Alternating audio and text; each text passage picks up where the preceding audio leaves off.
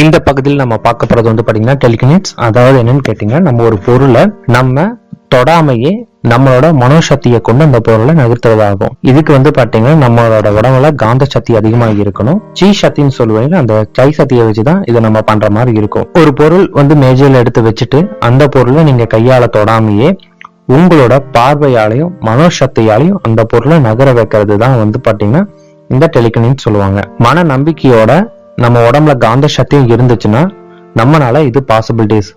நம்ம நிறைய படத்துல கூட பார்த்திருப்போம். அவங்க வந்து பாத்தீங்கன்னா எந்த ஒரு பொருளையுமே கண்ணாலேயே பார்த்து நகர்த்துவாங்க. இந்த மாதிரி நிறைய நம்ம பார்த்திருப்போம். இது எல்லாத்துக்குமே காரணமே இந்த டெலிகினேட்ஸ் வந்து கரெக்டா பிராக்டிஸ் பண்ணா மட்டும் இது முடியும். தமிழ்ல கூட வந்து பாத்தீங்கன்னா கருப்பு ரோஜான்னு ஒரு படம் ராம்கேயோடது இருக்கு. அந்த படத்துல கூட வந்து பாத்தீங்கன்னா வில்லனுங்க வந்து சம்திங் லைக் ஓடு மாதிரியான பிராக்டிஸ் பண்ணி பொருட்கள் வந்து பாத்தீங்கன்னா அவங்க கண்ணால பார்த்தே நகர்த்துவாங்க. அது வந்து பாத்தீங்கன்னா இந்த டெலிகினேட்ஸ்ல வந்து நம்ம அந்த மாதிரி பண்ண முடியும்.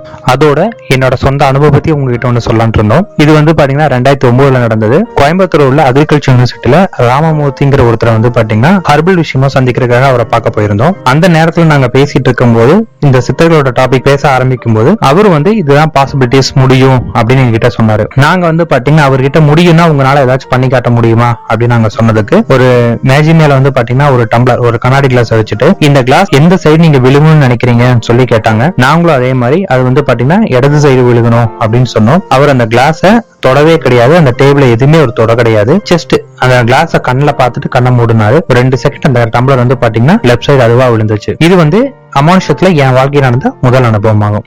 இனி வரும் பதிவுகளை அதுக்கான பயிற்சி முறைகள் என்னென்ன அப்படிங்கறத பத்தி நம்ம பார்க்க போறோம்.